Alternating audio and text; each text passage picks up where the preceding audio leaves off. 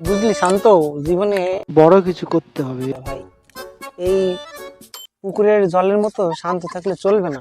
বড় কিছু মানে এই পুকুরে বড় রুই মাছটা ধরার কথা বলছিস? ধরলে কিন্তু মাথাটা আমি খাবো। তোর বলো, সারাদিন শুধু খাই খাই। আমি বলছি লটারি জেতার কথা, যদি একবার লটারিটা জিততে পারতাম তাহলে এই পুকুরটা কিনে নিতাম। তুই এই পুকুরটাকে নিয়ে কি করবি? পুকুরের সব জল ফেলে দিয়ে এখানে বিরিয়ানি আর রসগোল্লা রাখতাম তোর জন্য, আর তুই এখানে ডুবে ডুবে খেতিস। ও ভাই, ও তুই আমার আসল বন্ধু। হাই বন্ধুরা, কেমন আছো সবাই? আশা করি সবাই ভালো আছো। তোমাদের নতুন একটা ভিডিওতে স্বাগতম জানাই। এবার ওদের মুখটা কি দেখার মতন দেখি।